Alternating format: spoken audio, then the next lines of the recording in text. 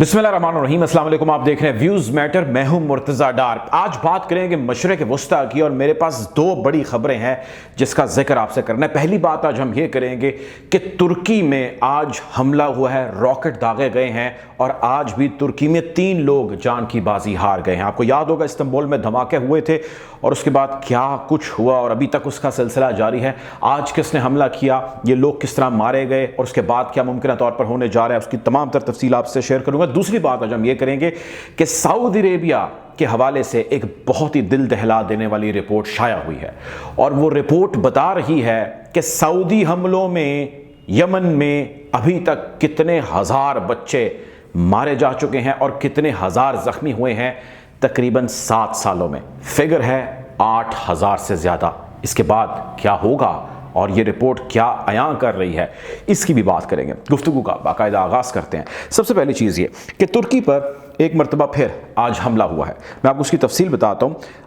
कारमाकिस का ये इलाका है, कारमाकिस टाउन, या उनकी ज़रा जो नेटिव लैंग्वेज उसमें उसकी कुछ और प्रोनाउंसिएशन होगी, लेकिन ये एक कारकामिस टाउन है जो बॉर्डरिंग एरिया लगता है सीरिया के साथ तुर्की का। वहाँ पर आज रॉकेट दागे गए हैं और रॉकेट जो दागे गए हैं उनकी तादाद बताई जा रही है 5 हैवी ड्यूटी किस्म के रॉकेट जो है उन्होंने अटैक किया और इसके नतीजे में जो रॉकेट जाकर गिरे वो स्कूल पर गिरे, वो कुछ 2 घरों की बताया जा रहा है, 2 घरों के ऊपर गिरे और इसके अलावा कुछ कमर्शियल एरिया बताया जा रहा है उसके ऊपर गिरे। इससे एक रोज़ कबल ये रॉकेट आज सुबह यानी पीर के रोज़ सुबह दागे गए हैं। स्कूल टाइम था, बच्चे भी उसके अंदर मौजूद थे और जब स्कूल पर अटैक हुआ तो उसमें 6 लोग ज़ख्मी हुए, लेकिन किसी के जान भाग होने की इतला नहीं। उन 6 में से 2 लोगों की हालत जो है वो भी क्रिटिकल है। अब ये मैं आपको बता रहा हूँ आज जो आज सुबह हुआ है, इससे एक रोज़ कबल यानी इतवार के रोज़ भी हमला हुआ है और इस हमले के नतीजे में किसी की कैजुअल्टी या किसी के जान भाग होने की कोई इन्फॉर्मेशन नहीं मिली। हाँ, अलबत्ता 8 सिक्योरिटी के एहलकार तुर्की के जो है वो ज़रूर ज़ख्मी हुए हैं, जिसमें 6 पुलिस के एहलकार हैं और 2 जो है उनकी अफवाज के एहलकार हैं जो इस हमले के अंदर ज़ख्मी हुए हैं। ये जो हमले किए गए हैं इनके ऊपर रॉकेट से किए गए हैं और जो रॉकेट दागे गए हैं अभी तक की टर्किश ऑफिशियल्स की जानिब से बताई गई मालूमात के मुताबिक ये सीरिया में से दागे गए हैं, यानी बॉर्डरिंग एरिया ज़रा उसके साथ सीरिया लगता है। तो सीरिया में से जिसने रॉकेट दागे हैं वो है कुर्द। अब कुर्द कौन है? जो एक तंजीम है PKK, उसका हिस्सा है और उनके ऊपर ये शख्साना इस चीज़ का कि उनके ऊपर इससे पहले यानी इससे कबल उनके ऊपर हमला किया गया और ये उसका रिज़ल्ट है जो अब तुर्की आज फेस कर रहा है। और उन पर जो हमला किया गया वो इराक़ में भी किया गया उनके ठिकानों के ऊपर और सीरिया में भी उनके ठिकानों के ऊपर हमला किया गया। और जब हमला किया गया तो उसमें रॉकेट दागे गए, एक जगह 31 से ज़्यादा जो है जहाँ भाग हुए लोग और दूसरी जानिब के अभी काउंट जो है वो जारी है। सो ये उसका एक रिएक्शन था। और जिस तंजीम के बारे में कहा जा रहा है वो कुर्दों की तंजीम है। दुनिया में जहाँ जहाँ भी कुर्द मौजूद हैं वो अपने आप को उस तंजीम का हिस्सा समझते हैं, PKK। और ये वो तंजीम है जो कि फ़िज़िकली लड़ाई लड़ती है, गुरिल्ला जो जंग है वो ये लड़ती है और दुनिया के अंदर बैंड है इस तंजीम के हवाले से। तमाम तर जितने भी नेटवर्क हैं, नेक्सस हैं, उनको कलअदम करार दिया गया है और इस तंजीम के ऊपर ही इल्ज़ाम आयद किया कि इसने ही इस्तांबुल के ऊपर जो बम धमाका हुआ था इसी तंजीम ने किया था और यही उसके करता धरता हैं और इसकी वजह से इनके ऊपर अटैक हुआ और अब दोबारा काउंटर अटैक हो गया। सो हालात कुछ कशीदा हैं तुर्की के और आने वाले दिनों में इस हवाले से ख्याल किया जा रहा है कि मज़ीद डेवलपमेंट्स होंगी। क्यों? क्योंकि तुर्की के सदर तैयब रजब अर्दवान ने, या तुर्किया के सदर तैयब रजब अर्दवान ने कहा है कि हमने एक ग्रैंड ऑपरेशन का आगाज़ कर दिया और ये सिर्फ अभी फ़िज़ा से हमला किया था, अभी ज़मीन से हमला होगा। उसके बाद क्या रिएक्शन होगा उसके हवाले से भी आपको यूं ही आगाह रखेंगे। बहरहाल दूसरी चीज़ जिसका मैंने आपसे जिक्र करना है वो सऊदी अरेबिया के हवाले से।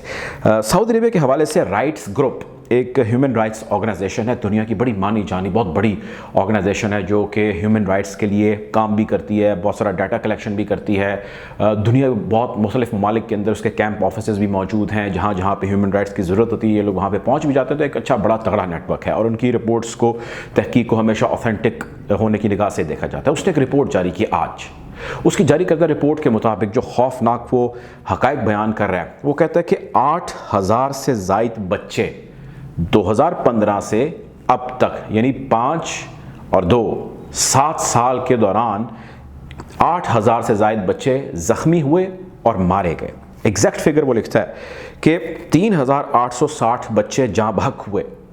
दोहरा देता हूँ, 3,860 बच्चे जाँ बहक हुए, 4,256 बच्चे डायरेक्टली ज़ख्मी हुए और हर रोज़ सऊदी अरब की यमन में जारी जंग की वजह से ज़ाहिर खुराक नहीं है, मेडिसिन नहीं है, डॉक्टर्स नहीं है, खाना पीना नहीं है, जो जंग के असरात हैं उसकी वजह से हर रोज़ 80 से ज़ायद बच्चे जाँ बहक हो रहे हैं।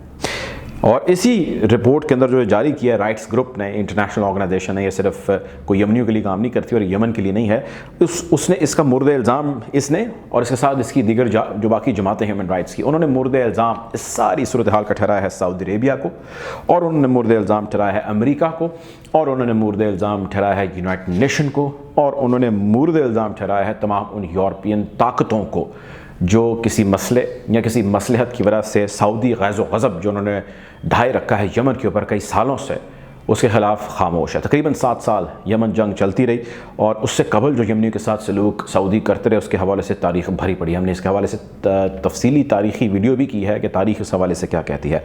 खैर, कोशिश करेंगे मशरिक़ वस्ता के मज़ीद इसी किस्म की जो भी डेवलपमेंट्स से हालात हैं उससे आपको यूँ ही आगाह रखें। अब तक इतना ही, अपना ख्याल रखें। अल्लाह हाफ़िज़।